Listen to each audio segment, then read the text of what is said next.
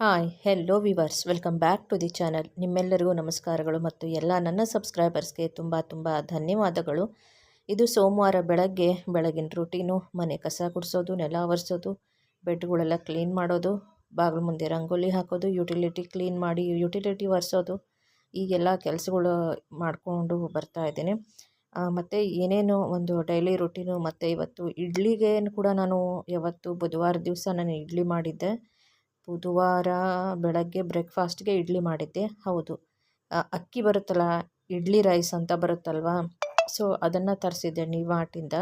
ಯಾವ ಥರ ಇಡ್ಲಿ ಮಾಡಿದೆ, ಎಷ್ಟು ಸಾಫ್ಟಾಗಿ ಮಲ್ಲಿಗೆ ಹೂವು ಥರ ಬರುತ್ತೆ. ನೀವು ಕೂಡ ಮನೆಯಲ್ಲಿ ಮಾಡಿದ್ರೆ ಹೋಟ್ಲನ್ನೇ ಮರೆತು ಹೋಗ್ತೀರಾ, ಅಷ್ಟು ಚೆನ್ನಾಗಿರೋ ಇಡ್ಲಿ ಕಾಯಿ ಚಟ್ನಿ ಮಾಡಿ ತಿನ್ಬೋದು. ಆ ರೆಸಿಪಿ ಕೂಡ ಇವತ್ತಿನ ವ್ಲಾಗಲ್ಲಿ ಶೇರ್ ಮಾಡಿದ್ದೀನಿ.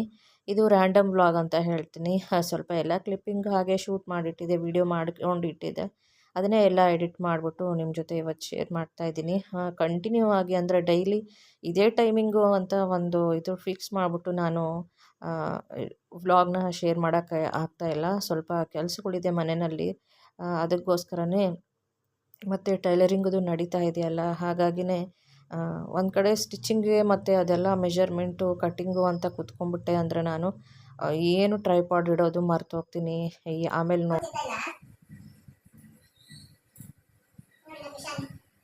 ಸುಸ್ತವಳೆ ನಮಿಷಾನಿಗೆ ಸುಸ್ತು ಪಾಪ. ಇವಾಗ ಡೆಲಿವರಿ ಡೇಟ್ ಬೇರೆ ಹತ್ರ ಬರ್ತಿದೆಯಲ್ಲ, ಸೊ ಪಾಪ ಅದು ಕಷ್ಟ ಆಗುತ್ತೆ. ನಿಜ ಮಾಡಿ ಮಮ್ಮ ತಿನ್ಬೇಕಾನೆ ಚಿನ್ನಮ್ಮ, ಮಮ್ಮ ತಿನ್ಬೇಕಾನೆ. ಊಟ ತಿನ್ಬೇಕಾ? ಊಟ ತಿನ್ಬೇಕಲ್ಲ, ನಿಮ್ಗೋಸ್ಕರ ಬಿಸಿ ಬಿಸಿ ಮಮ್ಮ ಊಟ ಅಡುಗೆ ರೆಡಿ ಮಾಡಿದ್ದೀನಿ. ನಿನಗೆ ಶಕ್ತಿ ಬೇಕು ಚಿನ್ನು. ಓದ್ ಬಂದಾಕೊಂಡು ಅವಳಿಗೆ ಸುಸ್ತು, ವಾಕಿಂಗ್ ಮಾಡೋಕ್ಕಾಗಲ್ಲ. ಅವ್ಳಿಗೆ ಏನಾಗ್ತಿದೆ ಅಂತ ನನಗೂ ಗೊತ್ತಾಗ್ತಾ ಇದೆ. ಪಾಪ ನಮ್ಮ ನಿಶಾನೆ ನೋಡಿ ಮಲ್ಕೊಂಡಿದ್ದಾರೆ ತೊಡೆಗೆ. ಅಲ್ಲ ಚಿನ್ನಮ್ಮ, ಅವ್ಳಿಗೆ ಇವಾಗ ವೇಟ್ ಜಾಸ್ತಿ ಆಗ್ತಾ ಇದೆ, ತೂಕ ಜಾಸ್ತಿ ಆಗ್ತಾ ಇದೆ, ಓಡಾಡೋಕೆ ಕಷ್ಟ ಆಗ್ತಾ ಇದೆ, ನಿದ್ದೆ ಬರ್ತಾ ಇಲ್ಲ. ನನಗಂತೂ ಭಯ ಆಗ್ತಾ ಇದೆ ನಿಜವಾಗ್ಲೂ. ಯಾವಾಗ ಡೆಲಿವರಿ ಆಗುತ್ತೋ, ಯಾವಾಗ ಮಗು ಬರುತ್ತೋ, ನಾನು ಹೆಂಗೆ ಅದನ್ನ ಎಲ್ಲಾನು ಮ್ಯಾನೇಜ್ ಮಾಡ್ತೀನೋ, ನನಗೆ ತುಂಬಾ ಅಂದ್ರೆ ತುಂಬಾ ಭಯ ಇದೆ. ಬಟ್ ಇವಳನ್ನ ಇವಾಗ ನಾನು ನೋಡ್ತಾ ಇದ್ರೆ ನನಗೆ ಒಂಥರ ಅದು ಪಾಪ ಅಂತ ಬೇಜಾರು ಅನ್ಸುತ್ತೆ. ಇವಾಗ ಊಟ ಕೊಟ್ಟರೆ ಊಟ ಮಾಡ್ತಾ ಇಲ್ಲ, ಊಟನೇ ಮಾಡ್ತಾ ಇಲ್ಲ. ಯಾಕಮ್ಮ ಊಟ ಮಾಡಲ್ಲ? ಡೈಲಿ ಮುಖ ತೊಳ್ಸೋದು, ಅವಳ ಕಣ್ಣಲ್ಲಿ ಈಗಿರೋ ಬಿಸಿನೀರಲ್ಲಿ ಈಗಿನ ಒರೆಸೋದು, ವಾಕಿಂಗ್ ಕರ್ಕೊಂಡು ಹೋಗ್ಬಂದ್ರೆ ಕಾಲುಗಳೆಲ್ಲ ಬಟ್ಟೆಗಳಲ್ಲಿ ಒರೆಸೋದು ಎಲ್ಲ ಮಾಡ್ತೀವಿ ನಾವು. ಇದು ಇಲ್ಲ ಮಾಡಂಗಿಲ್ಲ, ಅಷ್ಟು ಹೈಜಿನ್ ಆಗಿ ಅಷ್ಟು ಕ್ಲೀನ್ ಆಗಿರ್ತೀವಿ.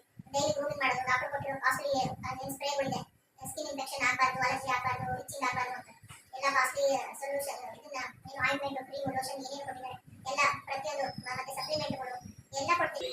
ನಾನು ಕೆಲವೊಂದು ಸಾರಿ ನಿನ್ನೆ ನಮ್ಮ ಮನೆಯವ್ರು ಹೇಳ್ತಾ ಇದ್ರೆ, ನಿಜವಾಗ್ಲೂ ಕೆನಲ್ ಅವರು ತುಂಬಾನೇ ಗ್ರೇಟ್. ಕೆನಲ್ ಇಟ್ಕೊಂಡಿರ್ತಾರಲ್ವಾ, ಒಂದು ಹೈಜೀನ್ ಆಗಿ ಒಂದು ಬ್ರ್ಯಾಂಡ್, ಒಂದು ಕ್ವಾಲಿಟಿ ಮೇಂಟೈನ್ ಮಾಡ್ತಾ ಇರ್ತಾರಲ್ಲ, ಪಪ್ಪೀಸ್ ಕ್ವಾಲಿಟಿ ಮೇಂಟೈನ್ ಮಾಡೋ ಅಂತ ಕೆನಲ್ ಅವ್ರಿಗೆ ಹ್ಯಾಟ್ಸ್ ಆಫ್ ಅಂತ ಹೇಳ್ಬೇಕು. ನಿಜವಾಗ್ಲೂ ತುಂಬ ಕಷ್ಟ ಇದೆ ರೀ. ಒಂದು ನಾಯಿ ಮರಿ ನಮಗೆ ಸಾಕೋದಕ್ಕೆ, ಅದಕ್ಕೆ ನೋಡ್ಕೊಳ್ಳೋದು, ಮೇಂಟೈನ್ ಮಾಡೋದು ತುಂಬ ಕಷ್ಟ. ಒಬ್ಬರಿಂದ ಅದು ಸಾಧ್ಯ ಆಗಲ್ಲ. ಮನೇಲಿ ಒಂದು 2-3 ಜನ ಇದ್ದರೆ ಒಬ್ಬರು ಬಿಟ್ಟರೆ ಒಬ್ರು ನೋಡ್ಕೊಳ್ತೀವಿ ಅಂದರೆ ಓಕೆ, ಒಬ್ಬರಿಂದ ಮಾತ್ರ ಖಂಡಿತ ಸಾಧ್ಯವಿರಲಿಲ್ಲ.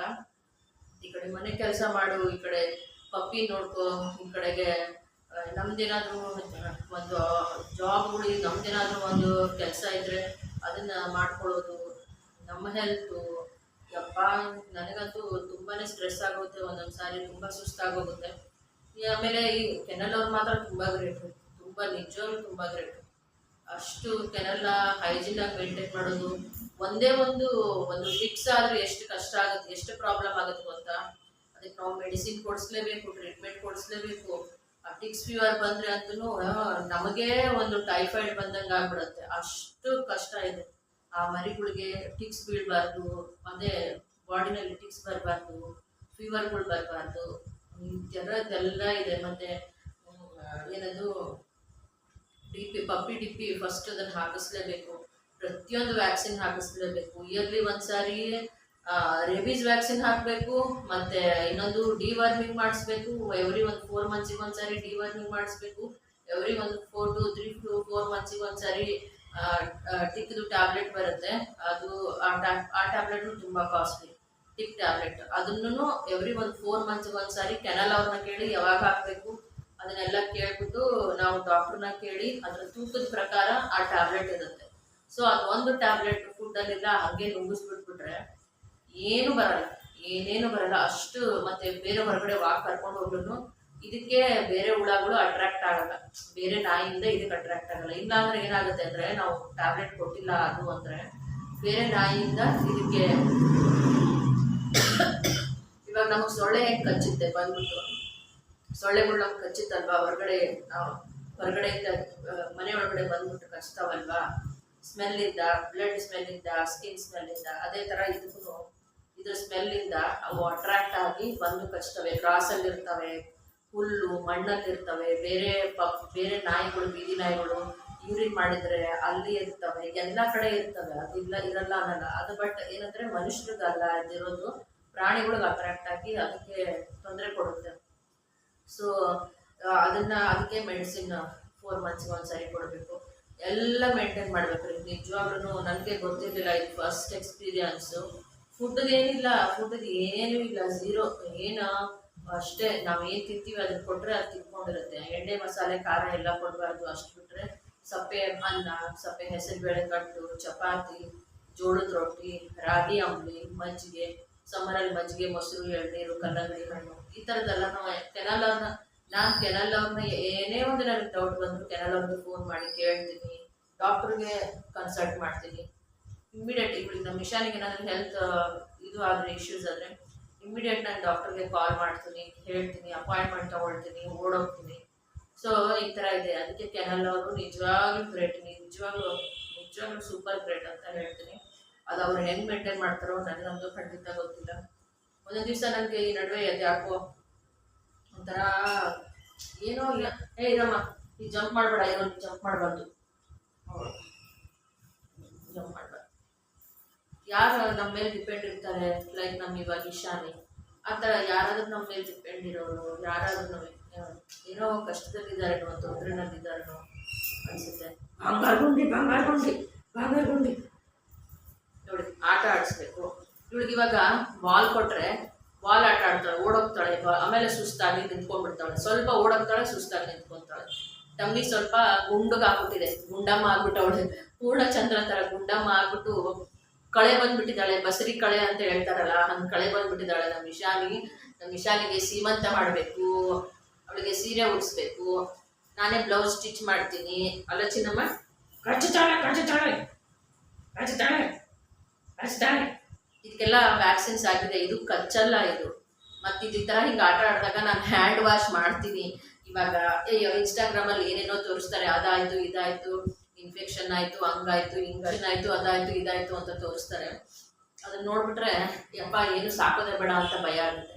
ಬಟ್ ಏನಂದರೆ ನಾವು ವ್ಯಾಕ್ಸಿನ್ ಕೊಟ್ಟು ಹೈಜೀನಾಗಿ ಮೇಂಟೈನ್ ಮಾಡಿ ಕೈ ಕಾಲುಗಳ ನಾವು ವಾಶ್ ಮಾಡ್ಕೊಂಡಿದ್ರೆ ಅದು ಏನೂ ಆಗಲ್ಲ, ಅಷ್ಟೇ.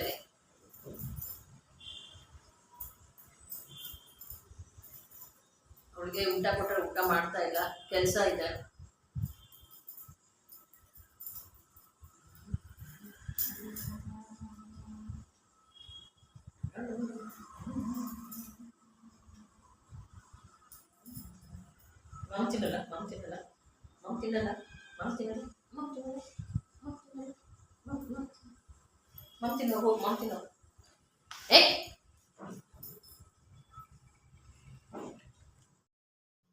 ನಮ್ಮ ಇಶಾನಿಗೆ ಮಂಗಳವಾರ ದಿವಸ ಕೈಕಾಲು ಮುಖ ಎಲ್ಲ ತೊಳೆಸ್ದೆ.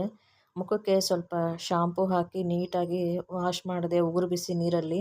ತುಂಬ ಥಂಡಿ ಇದೆ ಬೆಂಗಳೂರಲ್ಲಿ, ಚಳಿ ಆಗ್ತಾಯಿತ್ತು ಅವಳಿಗೆ. ಅವಳು ಮೈಕೈ ಎಲ್ಲ ಒರೆಸಿ ಹೇರ್ ಡ್ರೈಯರ್ ಬಿಟ್ಟು, ಅವಳು ಇವಾಗ ಪ್ರೆಗ್ನೆಂಟ್ ಇರೋದ್ರಿಂದ ಅವಳು ಶೀತ ಕೋಲ್ಡ್ ಏನೂ ಆಗಬಾರ್ದು ಅಂತ ರಗ್ ಹೊದಿಸಿ ಮಲ್ಕೊಂಡಿದ್ಲು ಅವಳೇ. ಅವಳಿಗೆ ರಗ್ ಹೊದಿಸ್ಬಿಟ್ಟೆ ಬೆಚ್ಚಗೆ. ಸೋಮವಾರ 9 ಆಗಿದೆ. ಇವಾಗ ಯುಟಿಲಿಟಿ ಕ್ಲೀನ್ ಮಾಡಿಬಿಟ್ಟು ಬಟ್ಟೆ ವಾಷಿಂಗ್ ಮಿಷಿನ್ಗೆ ಹಾಕಿ ಸ್ನಾನಕ್ಕೆ ಹೋಗಬೇಕು. ಗೀಝರ್ ಆನ್ ಮಾಡಿದ್ದೀನಿ, ಒಂದು 10 ನಿಮಿಷ. ಸೊ ಬಿಸಿನೀರು ರೆಡಿ ಆಗುತ್ತೆ. ಸ್ನಾನ ಮಾಡಿಕೊಂಡು ಸೋಮವಾರ ಪೂಜೆ ಮಾಡಬೇಕು. ನಮ್ಮ ಇಶಾನಿ ರೆಸ್ಟಿಂಗಲ್ಲಿದ್ದಾಳೆ, ಅವಳು ಫುಡ್ ಕೊಟ್ಟೆ. ಇನ್ನೊಂದು ಫುಡ್ ಆರ್ಡರ್ ಮಾಡಿದ್ದೀನಿ ಅವಳದೇ, ಪೆಡಿಗ್ರಿ ವೆಟ್ ಫುಡ್ ಆರ್ಡರ್ ಮಾಡಿದ್ದೀನಿ. ಬರಬೇಕು ಇವಾಗ ಬ್ಲಿಂಕಿಟಲ್ಲಿ, 10 ನಿಮಿಷದಲ್ಲಿ ಬಂದುಬಿಡುತ್ತೆ. ಮನೆ ಗುಡಿಸಿದ್ದಾಯಿತು, ಒರೆಸಿದ್ದಾಯಿತು, ಎಲ್ಲ ಕೆಲಸ ಆಯಿತು. ಬೇಗ ಪೂಜೆ ಒಂದು ಮಾಡಿಬಿಟ್ಟು ಏನಾದರೂ ತಿಂಡಿ ಅಡುಗೆ ಬೇಗ ಫಟಾಫಟ ಅಂತ ಮುಗಿಸ್ಬೇಕು. ಸ್ನಾನ ಪೂಜೆ ಮಾಡಿಬಿಟ್ಟು ಆಮೇಲೆ ಅಡುಗೆ ಮಾಡ್ತೀನಿ. ಯುಟಿಲಿಟಿ ಒಂಚೂರು ಕ್ಲೀನ್ ಮಾಡಿಬಿಡಬೇಕು. ನಮ್ಮ ಇಶಾನಿ ಊಟ, ವಾಕಿಂಗು ಎಲ್ಲ ಮತ್ತು ಟ್ಯಾಬ್ಲೆಟ್ಸು ಇದೆಲ್ಲ ಆದಮೇಲೆ ಅವಳಿಗೆ ನೋಡಿ ಪಾಪ ಸುಸ್ತಾಗ್ಬಿಟ್ಟು ಹೇಗೆ ಮಲ್ಕೊಳ್ತಾಳೆ ಅಂದರೆ, ಇವಾಗ ಅವಳಿಗೆ 3 ಮರಿ ಇದೆಯೋ 4 ಮರಿ ಇದೆಯೋ ಹೊಟ್ಟೆನಲ್ಲಿ ಅಂತ ನಮಗೂ ಗೊತ್ತಿಲ್ಲ. ನಾವೇನು ಸ್ಕ್ಯಾನಿಂಗ್ ಮಾಡ್ಸೋಕ್ಕೆ ಹೋಗಲಿಲ್ಲ. ಬೇಡ ಅಂತ ಹೇಳಿದ್ರು. ಕೆನಲ್ ಅವ್ರು ಏನು ಬೇಕಾಗಿಲ್ಲ, ನೆಸೆಸಿಟಿ ಇಲ್ಲ ಅಂತ ಅಂದರು. ಅದಕ್ಕೇ ಪಾಪ ನೋಡಿ, ಅದಕ್ಕೂ ಆಲ್ರೆಡಿ ಒಂದು 14 ಮಂತ್ಸ್ 14 ತಿಂಗಳು ಇವಳಿಗೆ. ಮತ್ತು ಇವಾಗ ನೋಡಿ ಎಷ್ಟು ಚೆನ್ನಾಗಿ ಕ್ಯೂಟಾಗಿ ಕಾಣಿಸ್ತಾಳೆ. ಮಲ್ಕೊಂಡಿದ್ದಾಳೆ, ನಿದ್ದೆ ಮಾಡ್ತಾ ಇದ್ದಾಳೆ. ಸುಸ್ತಾಗುತ್ತೆ ಅವಳಿಗೆ. ಸುಮ್ಮನೆ ಏನೂ ತೊಂದರೆ ಕೊಡಲ್ಲ, ಕಾಟ ಕೊಡಲ್ಲ. ಮಕ್ಕಳಾದರೂ ಹಿಂಸೆ ಕೊಡ್ತವೆ, ನಿಜವಾಗ್ಲೂ ಮಕ್ಕಳು ತುಂಬ ಹಿಂಸೆ ಕೊಡ್ತವೆ. ಒಂದು ಕಡೆ ಇಟ್ಟು ಸಾಮಾನು ಇಡೋಕ್ಕೆ ಬಿಡಲ್ಲ. ಆದರೆ ನಮ್ಮ ಇಶಾನಿ ತುಂಬ ಅಂದರೆ ಬುದ್ಧಿವಂತೆ, ತುಂಬ ಜಾಣೆ, ತುಂಬ ಮುದ್ದು ಬರುತ್ತೆ ಅವಳನ್ನ ನೋಡಿದ್ರೆ. ಇದು ನೋಡಿ ಇಡ್ಲಿ ಹಿಟ್ಟು. ನಾನು ಬುಧವಾರ ದಿವಸ ಬೆಳಗ್ಗೆ ಬ್ರೇಕ್ಫಾಸ್ಟಿಗೆ ಮಾಡಿರೋದನ್ನು ವಿಡಿಯೋ ತೊಗೊಂಡಿದ್ದೀನಿ. ಎಷ್ಟು ಚೆನ್ನಾಗಿ ಒಳ್ಳೆ ಪೂರಿ ಥರ ಊದ್ಕೊಂಡಿದೆ ಅಂದರೆ, ಮತ್ತು ಒಳ್ಳೆ ಇಷ್ಟು ವೆನಿಲಾ ಐಸ್ ಕ್ರೀಮ್ ಥರ ಕಾಣಿಸ್ತಾ ಇದೆ. ಈ ವೆನಿಲಾ ಐಸ್ ಕ್ರೀಮ್ನ ರೂಮ್ ಟೆಂಪ್ರೇಚರ್ ಮಾಡಿದ್ರೆ ಹೇಗೆ ಮೆಲ್ಟ್ ಆಗಿಬಿಡುತ್ತೆ ನೋಡಿ, ಊದ್ಕೊಂಡ್ಬಿಡುತ್ತೆ, ಮೆಲ್ಟ್ ಆಗಿಬಿಡುತ್ತೆ. ಆ ಥರ ವೆನಿಲಾ ಐಸ್ ಕ್ರೀಮ್ ಥರ ಕಾಣಿಸ್ತಾ ಇದೆ. ಅಕ್ಕಿಯಿಂದ ಮಾಡಿರೋ ಇಡ್ಲಿ ಇದು.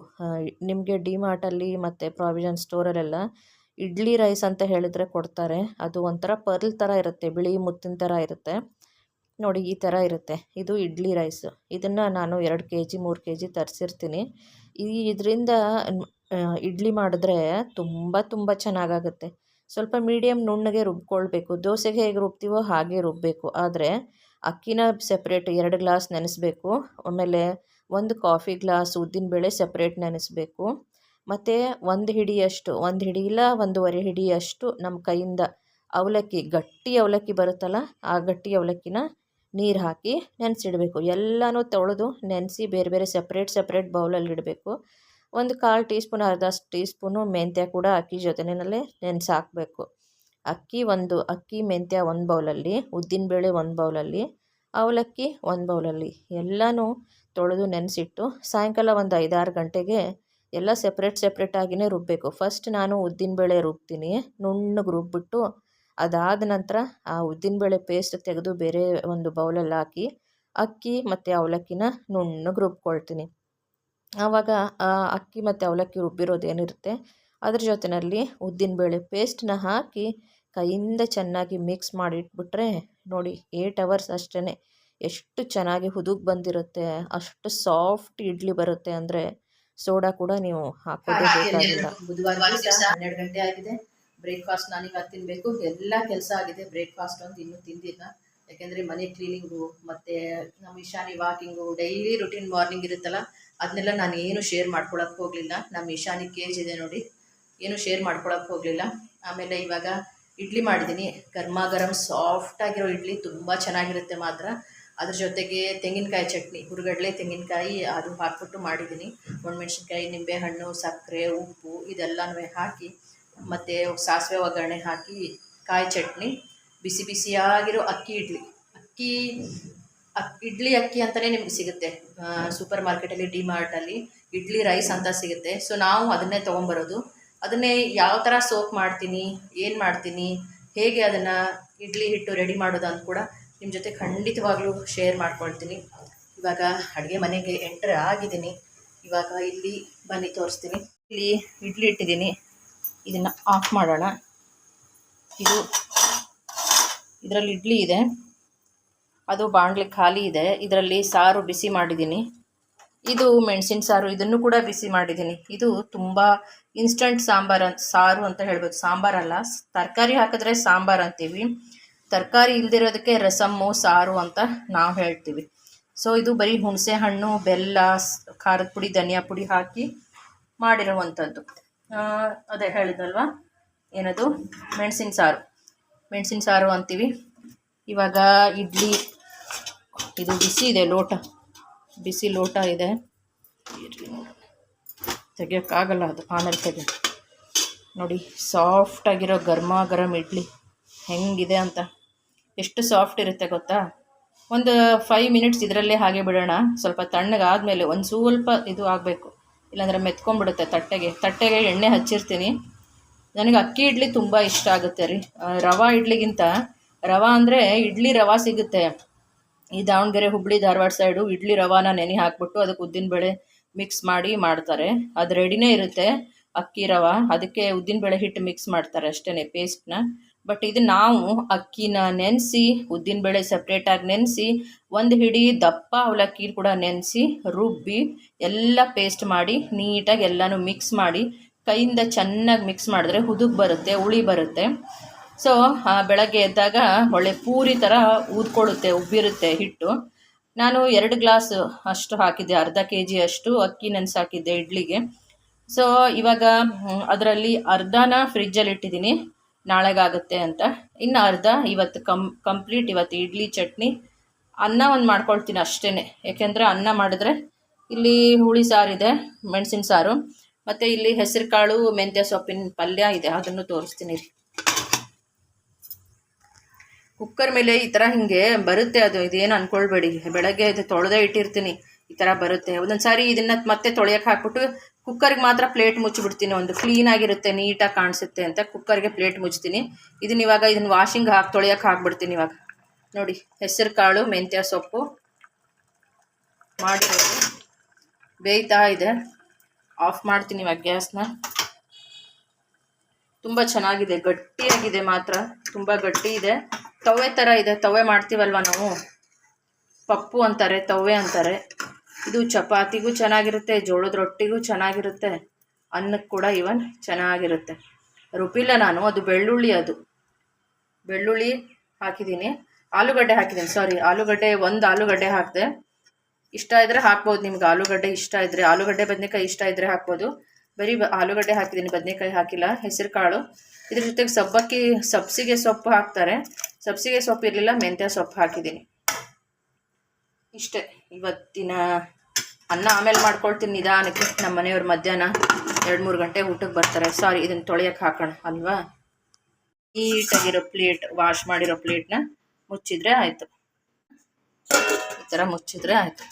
ನೋಡಿ, ಎಣ್ಣೆ ಹೀಗೆ ಒಗ್ಗರಣೆ, ಚಟ್ನಿಗೆಲ್ಲ ಒಗ್ಗರಣೆ ಹಾಕೋದಲ್ಲ, ಹೇಗೆಲ್ಲ ಒರೆಸ್ತಾನೆ ಇರಬೇಕು, ಅದೇ ಕೆಲಸ. ಒರೆಸಿ ತೊಳೆದು ಮನೆ ತೊಳೆದು, ಮ್ಯಾಟ್ಗಳು ತೊಳೆದು, ನೆಲ ಒರೆಸಿ, ಪಾತ್ರೆ ತೊಳೆದು, ಬಟ್ಟೆ ಒಗೆದು, ಕೈಯಲ್ಲಿರೋ ಗೆರೆಗಳು ಕೂಡ ಮಾಯ ಆಗ್ಬಿಟ್ಟಿದ್ದಾವೆ. ಯಾರಿಗಾದ್ರೂ ಜಾತಕ ಕುಂಡಲಿ ಕೈಗೆರೆ ಹಸ್ತರೇಖೆ ತೋರಿಸ್ಬೇಕು ಅಂದರೆ ಆ ಕೈಯಲ್ಲಿ ರೇಖೆಗಳಿದ್ರೆ ತಾನೇ ಏನಾದರೂ ಅವ್ರಿಗೆ ಕಾಣಿಸುತ್ತೆ. ಕೈಯಲ್ಲಿ ರೇಖೆಗಳೇ ಇಲ್ಲ, ಅಷ್ಟು ಮಾಯ ಆಗೋಗ್ಬಿಟ್ಟಿದೆ. ಪಾತ್ರೆ ತೊಳೆದು, ದೇವ್ರ ಪಾತ್ರೆ, ಅಡುಗೆ ಪಾತ್ರೆ, ಮನೆ ಗುಡಿಸೋದು, ಒರೆಸೋದು, ಇಷ್ಟಿದೆ ಕೆಲಸ. ಇವಾಗ ಫಸ್ಟ್ ಇಡ್ಲಿ ತಿಂದ್ಬಿಡ್ತೀನಿ. ಇವತ್ತು ನಾನು ಎಲ್ಲೂ ಹೋಗ್ತಾ ಇಲ್ಲ. ಬಟ್ಟೆ ಸ್ಟಿಚಿಂಗ್, ಬ್ಲೌಸ್ ಕೂಡ ಸ್ಟಿಚಿಂಗ್ ಮಾಡಿದ್ದೀನಿ, ಅದನ್ನು ತೋರಿಸ್ತೀನಿ. ಆಮೇಲೆ ಇನ್ನೊಂದೇನು, ಡ್ರೆಸ್ಗಳು ಸ್ಟಿಚ್ ಮಾಡ್ತಾಯಿದ್ದೀನಿ. ಆದರೆ ವ್ಲಾಗಲ್ಲಿ ಶೇರ್ ಮಾಡ್ತೀನಿ, ಇಲ್ಲಾಂದರೆ ನೋಡೋಣ ಏನಾಗುತ್ತೆ, ಹೆಂಗಾಗುತ್ತೆ ಅಂತ. ಆಮೇಲೆ ಇಡ್ಲಿ ತಿನ್ನಬೇಕು, ಹೊಟ್ಟೆ ಹಸಿತಾ ಇದೆ, ತುಂಬ ಹೊಟ್ಟೆ ಹಸಿತಾ ಇದೆ. ಇಡ್ಲಿ ತಿಂದ್ಬಿಟ್ಟು ಆಮೇಲೆ ಸಿಗ್ತೀನಿ. ನೋಡಿ, ಇದೇ ಅಕ್ಕಿಯಿಂದ ಮಾಡಿರೋ ಮೃದುವಾಗಿರೋ ಮಲ್ಲಿಗೆ ಅಂತ ಇಡ್ಲಿ. ನೀವು ಕೂಡ ಮಾಡಿ. ರೇಷನ್ ಅಕ್ಕಿಯಿಂದ ಕೂಡ ಮಾಡ್ಬೋದು ಅಂತಲೂ ಹೇಳ್ತಾರೆ. ರೇಷನ್ ಅಕ್ಕಿ ನಮ್ಮ ಮನೇಲಿ ನಾವು ತರೋದಿಲ್ಲ. ಸೊ ನಾನು ಇದೇ ಅಕ್ಕಿನ, ಇಡ್ಲಿ ರೈಸನ್ನೇ ತರೋದು ಡಿಮಾರ್ಟಲ್ಲಿ. ನಿಮ್ಮ ಮನೇಲಿ ರೇಷನ್ ಅಕ್ಕಿ ಜಾಸ್ತಿ ಇರುತ್ತೆ ಅಂದರೆ ನೀವು ದೋಸೆಗೆ, ಇಡ್ಲಿಗೆ ಎರಡಕ್ಕೂ ಇದನ್ನು ನಿಜವಾಗ್ಲೂ ಬಳಸಿ, ತುಂಬ ಚೆನ್ನಾಗಾಗುತ್ತೆ. ಏನಿಲ್ಲ, ಉದ್ದಿನಬೇಳೆ ಅವಲಕ್ಕಿ ಹಾಕಿ ಅಷ್ಟೇ, ಗಟ್ಟಿ ಅವಲಕ್ಕಿ ಹಾಕಿ, ಪೇಪರ್ ಅವಲಕ್ಕಿ ಅಲ್ಲ, ಗಟ್ಟಿ ಅವಲಕ್ಕಿ ಹಾಕಿ. ಕೆಲವೊಬ್ಬರು ಕಡಲೆಪುರಿ ಅಂದರೆ ಚುರುಮುರಿನೂ ಹಾಕ್ತಾರೆ. ಸೊ ಎಷ್ಟು ಸಾಫ್ಟ್ ಇದೆ, ಎಷ್ಟು ಟೇಸ್ಟ್ ಇದೆ ಅಂದರೆ, ಯಾರಿಗಾದ್ರೂ ಜ್ವರ ಬಂದಿದೆ, ಹುಷಾರಿರಲಿಲ್ಲ ಅಂದರೆ ಅವರೇನೆ ಈ ಥರ ಇಡ್ಲಿನ ಮನೆಯಲ್ಲಿ ಒಂದು 5-6 ಇಡ್ಲಿ ತಿಂದ್ಬಿಟ್ಟು ಜ್ವರದ ಮಾತ್ರೆ ಕುಡಿದು ಮಲ್ಕೊಂಬಿಟ್ರೆ ಹುಷಾರಾಗ್ಬಿಡ್ತಾರೆ ನಿಜವಾಗ್ಲೂ. ನನಗೆ ಯಾವ ಹೋಟ್ಲಲ್ಲಿ ತಿಂದ್ರೂ ಅಷ್ಟೇ, ಅಷ್ಟೊಂದು ಇಡ್ಲಿ ಅಂತೂ ಸ್ಯಾಟಿಸ್ಫ್ಯಾಕ್ಷನ್ ಇರಲ್ಲ. ಇಡ್ಲಿ ಅಂದರೆ ಹೋಟ್ಲಲ್ಲಿ ಬೋರಿಂಗ್ ಅನಿಸುತ್ತೆ, ಆದರೆ ಮನೆಯಲ್ಲಿ ತುಂಬ ತುಂಬ ಇಷ್ಟ ಆಗುತ್ತೆ. ಇದು ಒಣಮೆಣ್ಸಿನ್ಕಾಯಿ ಹಾಕಿ ಕಾಯಿ ಚಟ್ನಿ ಮಾಡಿದ್ದೀನಿ ರೀ ನಾನು. ಒಣಮೆಣ್ಸಿನ್ಕಾಯಿ, ಹುರ್ಗಡ್ಲೆ, ನಿಂಬೆಹಣ್ಣು, ಸಕ್ಕರೆ ಮತ್ತು ತೆಂಗಿನಕಾಯಿ, ಫ್ರೆಶ್ ಆಗಿರೋ ಕಾಯಿ ತುರಿ ಚೆನ್ನಾಗಿ ಬಲ್ತಿರೋದಿತ್ತು. ಆಮೇಲೆ ಇಷ್ಟೇ ನೋಡಿ. ಆಮೇಲೆ ಒಗ್ಗರಣೆ ಹಾಕಿದೆ, ಸಾಸಿವೆ, ಕರಿಬೇವು ಒಗ್ಗರಣೆ ಹಾಕಿದೆ, ಕೊತ್ತಂಬರಿ ರುಬ್ಬಕ್ಕೆ ಹಾಕಿದ್ದೆ. ಆಮೇಲೆ ಅದ್ಯಾವುದು ಗುಂಟೂರು ಮೆಣಸಿನ್ಕಾಯಿ ಹಾಕಿ ಚಟ್ನಿ ಮಾಡಿದ್ದೆ. ಇಷ್ಟೇ ಇವತ್ತಿನ ವ್ಲಾಗ್. ಧನ್ಯವಾದಗಳು.